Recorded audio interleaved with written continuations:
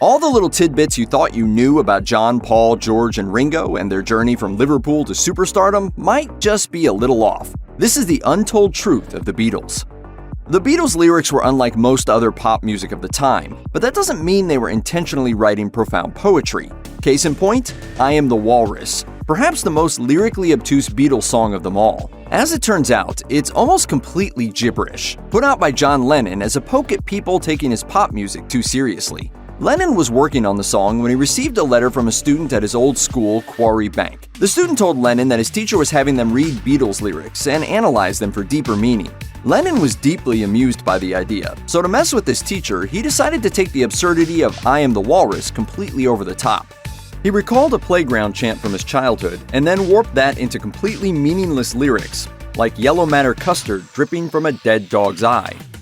Ever since the Beatles broke up, people have laid the blame on Lennon's widow, Yoko Ono. According to this story, everything was fine in the band. Then Yoko showed up, convinced John he was better than his bandmates, and the two went off to record weird music together. Except it's just not true. The Beatles were almost certainly going to break up anyway, and anyone who blames Yoko is simply angry at the wrong target. Paul McCartney himself has argued as much. And he didn't break the group up. The group was breaking up, and In McCartney's mind, Lennon was ready to leave anyway, having grown tired of the unhealthy rivalry between the band members. As far as McCartney's concerned, all Ono did was provide Lennon with the courage and inspiration to leave, and to embrace his own creativity full throttle.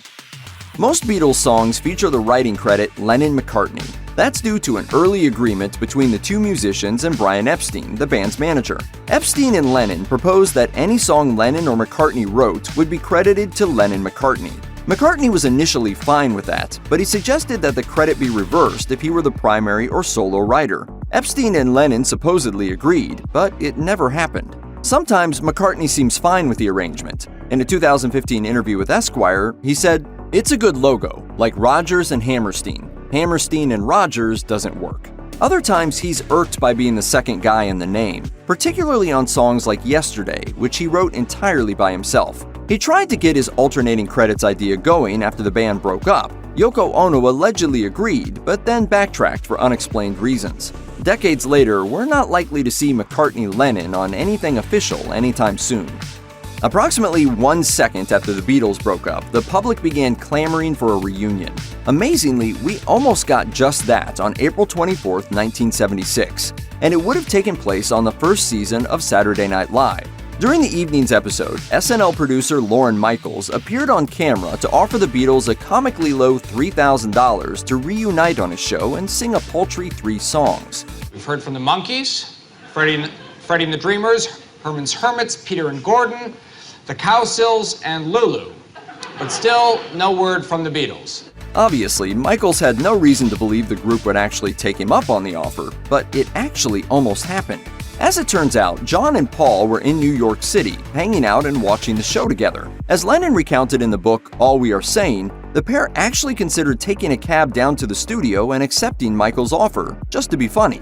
Ultimately, they chose not to, but not because the money wasn't right or because they were worried it would be detrimental to their legacy, but because they were just too tired. However, later that year, George Harrison appeared on the show and attempted to take Michaels up on the offer.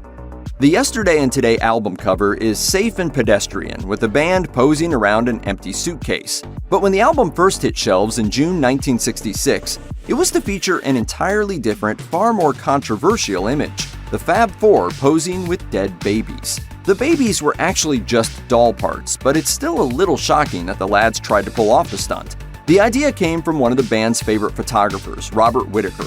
He was fed up with taking squeaky clean pictures of the Beatles and decided to revolutionize what pop idols are. Most of the Beatles were down for it, with McCartney claiming that it was their comment on the Vietnam War. But ultimately, a wide release of the cover didn't happen, for the same reason behind most things in life: money. The Beatles were negotiating a new record deal and didn't want to alienate any potential suitors, so they okayed the new, inoffensive cover. In March 1966, John Lennon sparked more controversy than he ever intended to. During an interview with the London Evening Standard, he claimed, "Christianity will go. It will vanish and shrink. We're more popular than Jesus now. I don't know which will go first, rock and roll or Christianity." Few in England were bothered by the comments, but then it was republished in the American magazine Datebook, which led to outrage, prompting Lennon to clarify his comments. We meant more to kids than Jesus did, or religion at that time. I wasn't knocking it or putting it down, I was just saying it.